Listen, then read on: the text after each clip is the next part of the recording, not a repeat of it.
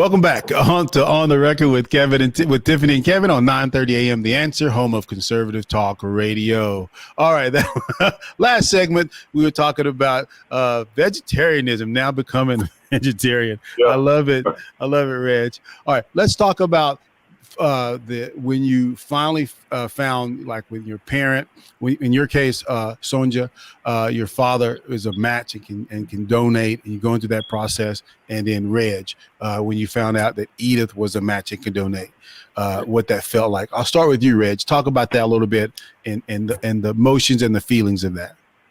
Okay, when I found out my wife was a donor, first of all, they have to go, the donor has to go through a whole lot of tests. They told us that by the time we get through with all the tests that we have to go through, we could be astronauts, because that's the kind of test that astronauts have to go through. We took so many, my wife had to give up so much blood, so much, they were checking to make sure everything that they checked, I mean, it worked, they say they put the blood together. Mm-hmm. And see if it like pull apart. They say my wife and our blood just automatically came together like that. And they was like, yeah, we were like perfect match. She A positive, I'm A positive, my son even A positive.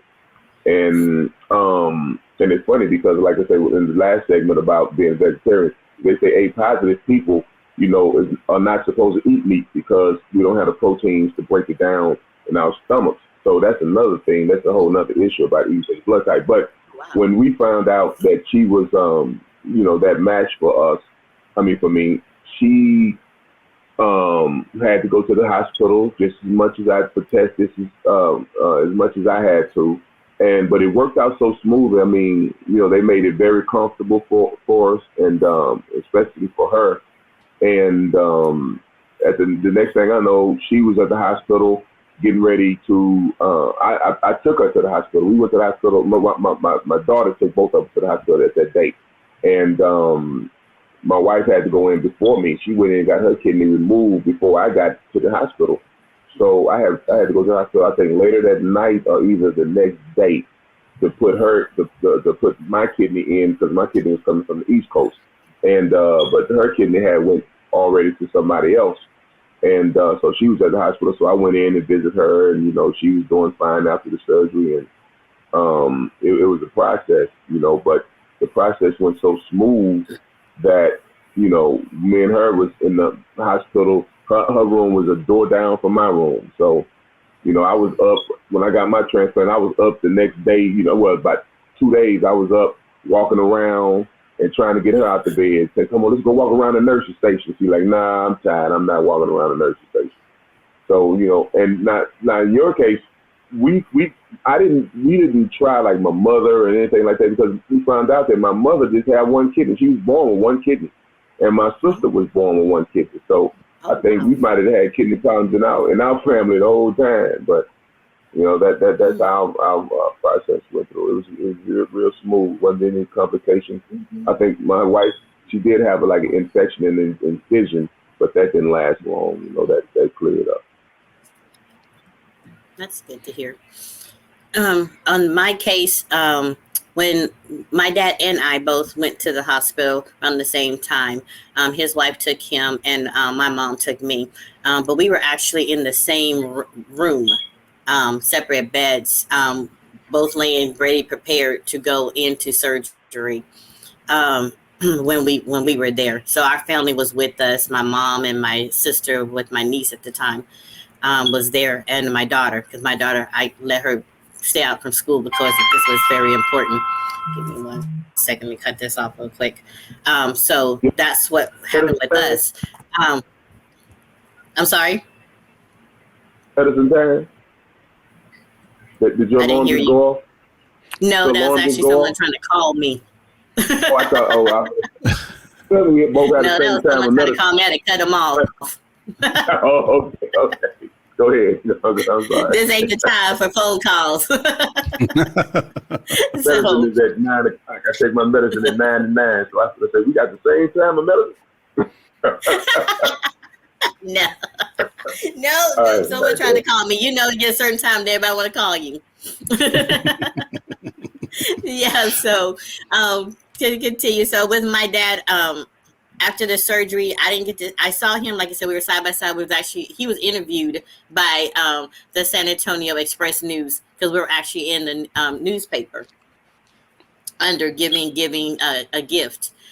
So you can find that even online today. I think I sent Kevin a copy of it that tells a Yeah, little we'll bit put of that in the surgery show and notes. stuff like Yeah, that. we'll add that to the show notes. Mm-hmm. So yeah, so he was actually interviewed during that day. So when we went for the surgery, like you said, the whole process of getting there, it was the whole same thing that you talked about, getting your body checked from top to bottom. My dad had to go through the same thing. We had to go through a class to tell us what was going to happen, what was first, second, third, how that was going to occur. So then after that, when the surgeries were both over, I was in ICU. My dad was a couple of areas away from me. So it wasn't like we were right there by each other. So I didn't get to see my dad afterwards, but the one thing I did mention through all my pain, because I don't know how much pain you had, but that morphine wasn't helping me whatsoever. I was asking about my father, and I was like, yeah, you got to do something harder than that, because that morphine ain't kicking in. So, and I want to keep pumping. Yeah. I don't remember the pain. I don't remember pain. But one thing I did forget about. I forgot about the class. Yeah, we had to go through the class, and that was very informative, because we had no idea what to expect, and that's one thing I forgot about. That class was very important. Yeah. Very much. Guys, let's talk real quick about, because I want to do a plug for each of the facilities where you got your process, because they're top-notch programs here. I know Sonja, yours was here in San Antonio, and then Reggie's was there in California. So Sonja, tell us a little bit about the program there at Methodist and the quality of it. The Methodist transplant specialty, to me, it was the only hospital that I actually went in order to get everything done. It was actually suggested to me by my godmother, rest in peace with her, because she had a kidney transplant there. Sean Elliott had a transplant there, so she was like, "You're going." So yeah. I got to sit down with Dr. Brigman, and he became my best friend. I love him to death.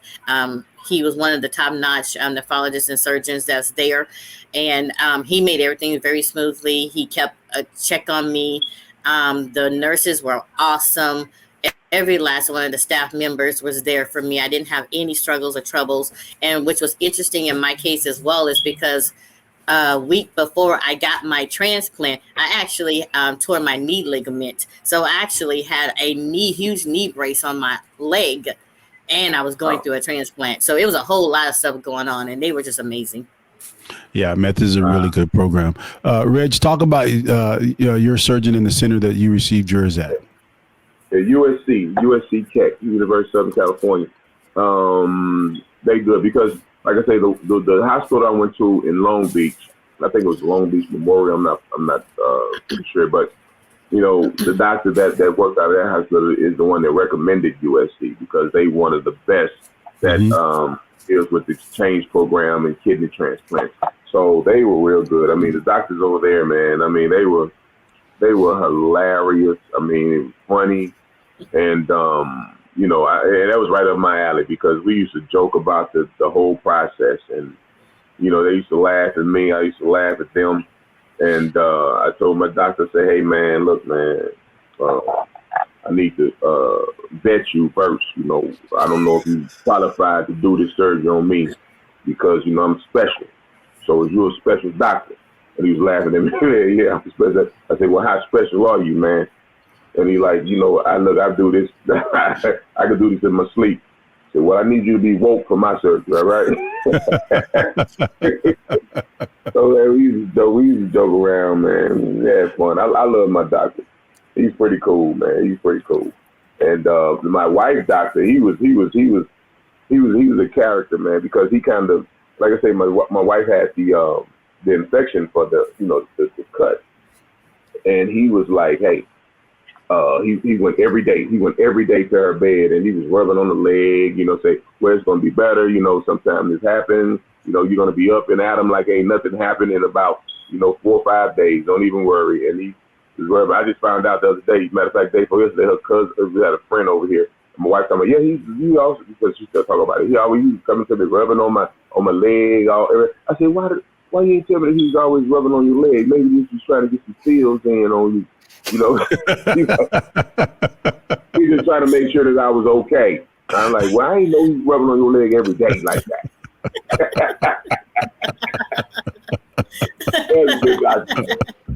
Hey, so those two facilities here, the one here locally at Methodist, and I always want to get the name right because my wife gets upset with me, Methodist Transplant and Specialty, right? That's a really good program. The one at USC is a really good program. And I'm going to get on my soapbox for like 2 minutes here. So this is one of the things that really, that I take to heart is that I believe in American exceptionalism, right? That we have, when you look at the research, and you look at everything, we have the medications, we have we're able to do transplantation, we have the kidney exchanges to make these things happen. We even have medications that can slow down progression, right? And so I'm always saying is that we have to, as patients, advocate for ourselves, right? And we got to advocate for others and try to inform others of what is available and what is out there, right? In terms of the treatment. So if anybody is on dialysis, right, ask specific questions. If you don't qualify, if they tell you don't qualify for a transplantation, which metrics disqualify you and what can you do to turn those things around, right? So you have been listening to On the Record with Tiffany and Kevin on 9:30 a.m. The Answer, home of conservative talk radio.